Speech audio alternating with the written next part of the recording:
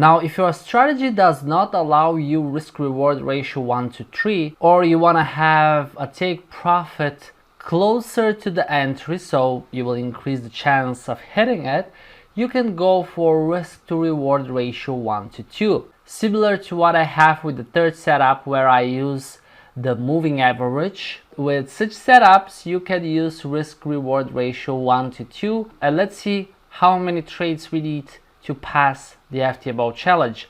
If we risk 1%, or this is $100, and we have a take profit of 2% or $200, that would be either negative 100 if the stop loss is hit, or positive 200 if the take profit is hit.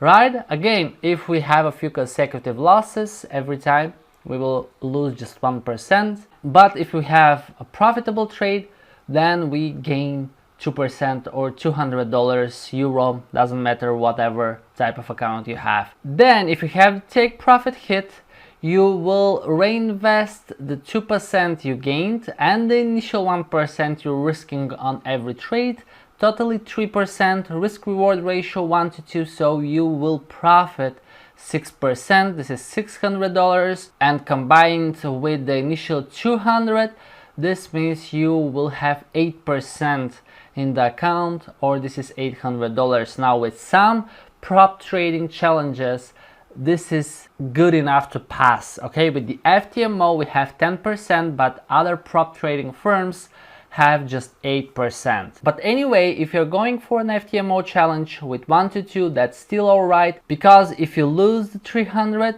you are back to -1 in the account, -1%. But if you hit the take profit, then logically you should go to 9% as a risk and 18 as a profit. Okay, the 3% from the previous trade plus the 6% that we gained is totally 9.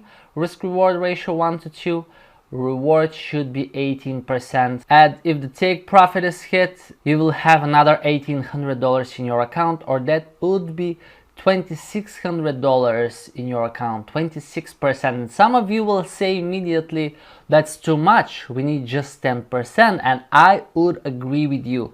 So if you're just targeting the 10%, what you can do is not to increase the step, but you can stick to 3% and 6%. Okay, just repeat the previous trade as a trading amount, and then what you will have, 300 as a potential loss, add 600 as a potential profit, and that would be enough to pass the challenge, right? Totally $1,400. And if you lose 3%, you will be still positive 5% in your account, right? I hope what I'm talking about makes sense and you're following me so far.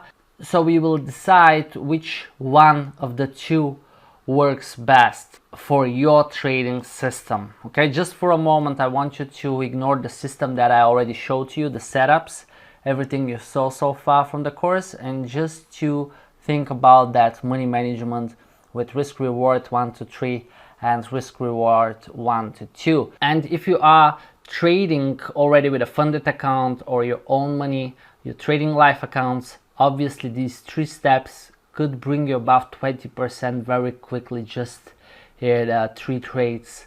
And if you lose it at the end of the day or the 3rd trade, you will be back to -1%. Okay, if you hit the profit first time, take profit 2nd time, and stop loss at the 3rd time, all in all, you will be just -1%. I hope you understand the math, which is actually quite simple. But of course, if you have questions, just let me know. And there is 1/3 risk reward ratio, which I will leave for the next lecture.